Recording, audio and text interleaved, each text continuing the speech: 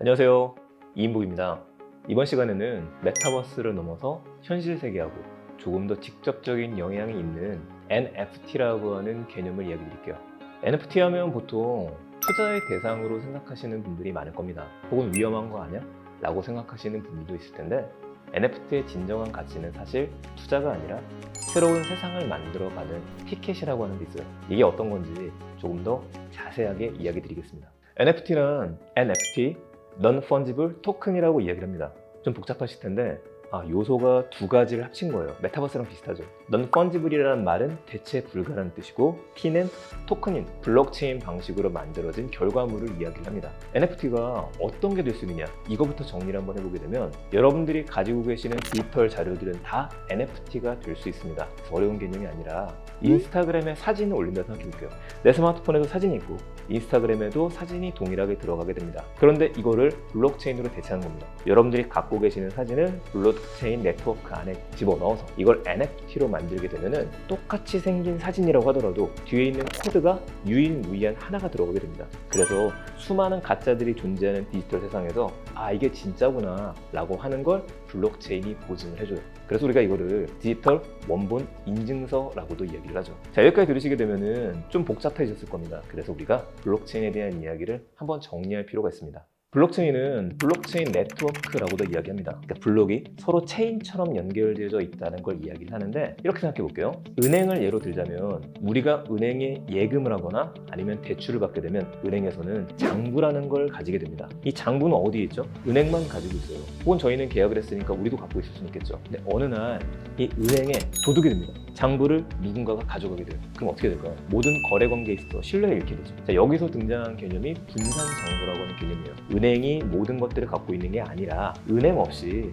그냥 거래에 참여한 모든 사람들이 계약서를 나눠 가지면 어떨까? 여기서 출발한 겁니다. 자, 예를 들어서 저하고 A라고 하는 사람이 계약을 했어요. 그럼 저희 둘은 일반적인 관계에서는 계약서를 2장 만들어서 날인을 하고 난 다음에 각자 가져가게 됩니다. 그런데 저한테 어느 날 B라고 하는 사람이 와가지고 또 계약을 하자고 합니다. 이렇게 되면은 저는 B하고만 계약을 하면 되죠. 자, 그런데 우리가 블록체인 네트워크에서는 A한테 제가 가서 굳이 이야기를 하는 겁니다. B하고 계약을 하기로 했으니까 이 계약서를 뒤에 붙여놓을게. 그래서 우리들이 계약했던 건 맨 뒷장에다가 B하고의 계약서를 붙여넣어요. B한테도 마찬가지예요. A하고 계약했던 계약서를 주고 맨 뒤에다가 B의 계약서도 붙여넣습니다. 자, 이렇게 되면 3명이서 똑같이 생긴 계약서를 복사해서 나눠 갖는 개념이 돼요. 여기서 한 명이 더 추가가 되면 4명 모두가, 1000명이 되면 1000명 모두가, 10,000명이면 10,000명 모두가 똑같은 장부를 가지게 된다. 여기서 오는 가장 큰 장점은 어느 한 명의 장부가 도난당해도, 위조하더라도, 변조하더라도 나머지가 갖고 있는 계약서들이 이거는 가짜고 이게 진짜야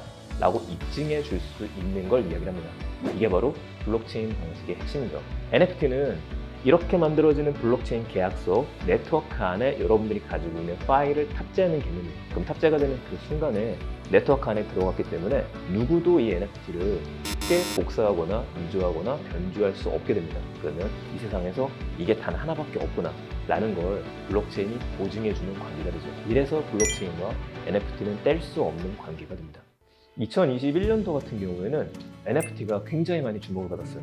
누가 NFT를 만들었다, 이 말만 나오더라도 관련된 산업의 가치가 뛰기 시작했었죠. 대표적으로 2021년도 3월에 디지털 아티스트 비플이라는 분이 자신이 그렸었던 그림을 한꺼번에 모아놨던 모자이크 작품 매일 첫 5,000일을 경매 출품합니다. 낙찰이 됐죠. 누가 보면 아무짝에도 쓸모없어 보이는 디지털 파일이 얼마에 낙찰이 됐느냐? 무려 785억 정도의 낙찰이 됐어요. 그걸 보면서 NFT는 예술의 영역으로 들어오게 됩니다. 이후에는 수많은 사람들이 자신의 셀카를 만들어서 NFT로 판매를 하기도 하고, 혹은 트위터를 만들었던 잭 도시아 같은 분은 제일 첫 번째 트윗 한 줄을 33억 원에 낙찰시키기도 했었죠. 이처럼 NFT는 2021년도에는 투자의 대상, 뭔가 관심이 있는 거, 새로운 혁명, 이렇게 인식이 됐습니다. 2022년도 NFT는요, 활용도에 대한 것들을 고민을 하기 시작했죠. 자, 여기서 두 가지 포인트를 볼 필요가 있습니다. 첫 번째는 대기업들의 참여가 늘었어요. 대기업들은 자체적으로 NFT를 만들어서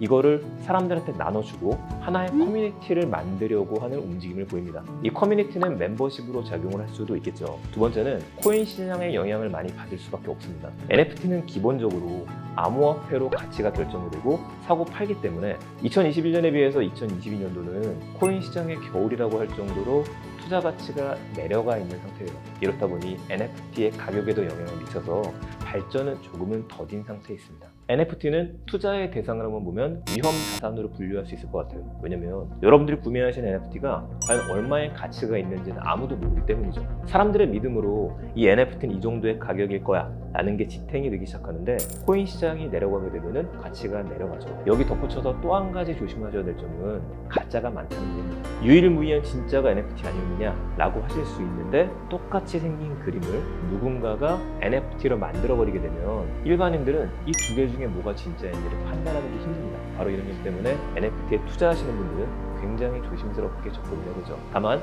NFT는 디지털 원본 인증이라고 하는 게 훨씬 큰 개념이기 때문에 이거를 바탕으로 해서 NFT를 4가지 정도로 나눠서 구분해서 준비할 필요가 있습니다. 자, 오늘 이렇게 NFT에 대해서 간단하게 알아봤습니다. 용어도 좀 복잡하고 어려우실 수 있는데 그래도 NFT가 이 정도 가치를 인정받는 이유는 블록체인 때문이구나, 유일무이한 무언가를 이야기하는구나, 이것까지는 정리가 되셨을 거라고 생각을 합니다. 근데 우리 주변에서 볼 수 있는 NFT들은 NFT 그림뿐만 아니라 기업들이 이벤트용으로 쓰는 NFT들도 있죠. 자, 이런 것들 4가지 정도로 구분하시면 이해하시기 쉽습니다. 다음 시간에는 NFT를 쉽게 이해할 수 있는 4가지 구분과 사례에 대해서 정리하겠습니다. 지금까지 이묵이었습니다. 감사합니다.